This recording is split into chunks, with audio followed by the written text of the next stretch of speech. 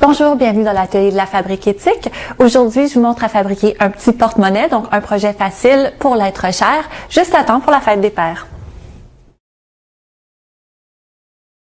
Vous allez devoir tailler chacune des pièces à l'intérieur, ici, de cuir ou du cuir végétal. Et ici, nous, on a choisi de tailler le bas dans le feu. Ça ici va venir s'appliquer par-dessus et cousu à l'extérieur, une couture qu'on va faire à la machine à coudre. Donc, la première chose que vous allez devoir faire, c'est venir situer l'emplacement de vos boutons pression parce qu'il ne vous sera pas possible de venir les poser lorsque le contour sera assemblé.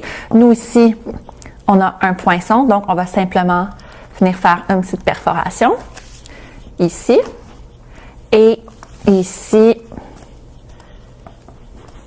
Voilà. Le cuir est une matière qui est difficile à transpercer.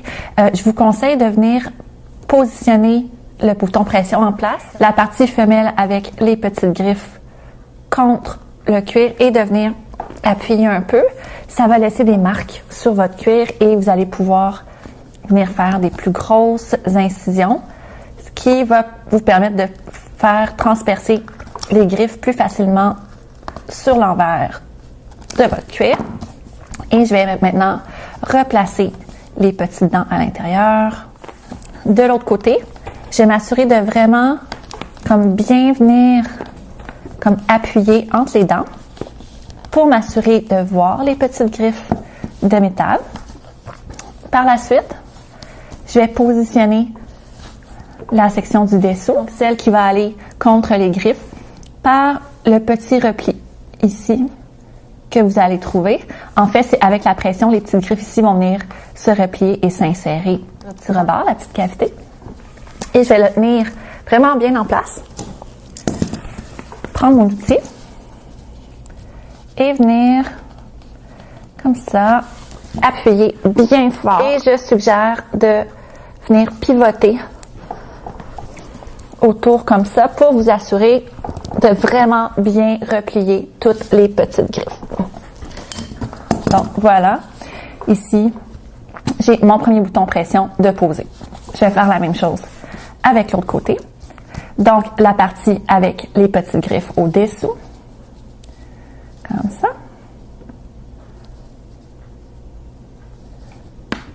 Lorsque vous regardez l'outil ici, il y a un petit rond, comme un genre de trou. Donc, vous devez vous assurer que ici, la partie qui est surélevée va s'insérer à l'intérieur du petit trou. Comme ça. Comme ça ici. Et encore une fois, on appuie fort. Voilà. Comme ça. Et j'ai maintenant mes deux côtés qui s'agrippent bien ensemble.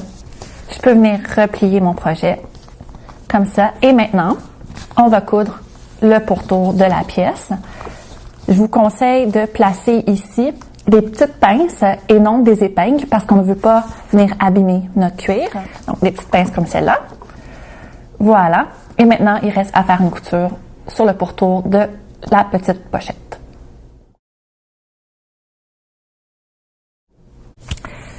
Donc, puisqu'on va coudre du cuir, on va devoir prendre une aiguille qui est adaptée.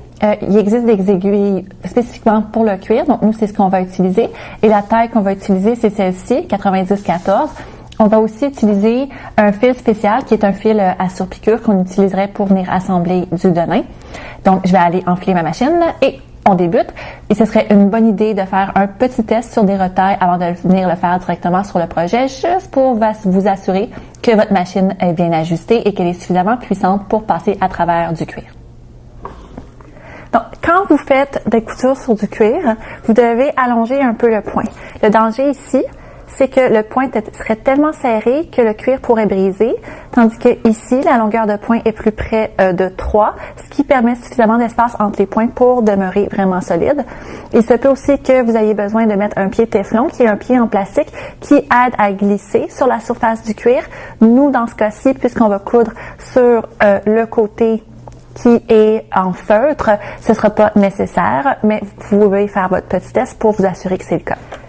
Je vais venir gentiment insérer mon aiguille, baisser mon pied et la distance de la couture devrait être à 4 ou 3 ou 4 mm. Donc, comme ça. Si vous faites un point d'arrêt avec la surpiqûre, vous allez devoir faire bien attention de ne pas créer de surplus de fil en dessous. Donc, j'ai fait 2 points. Recule. 2, voilà. Et maintenant, je vais suivre la courbe. La partie ici du projet va être particulièrement difficile. Donc, ici, on tourne.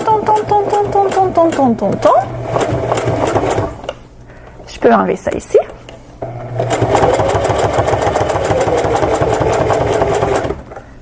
Enlever ma petite pince.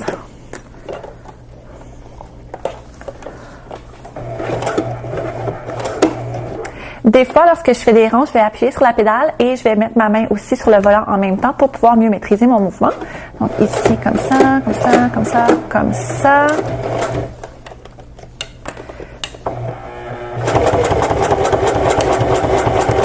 Point d'arrêt.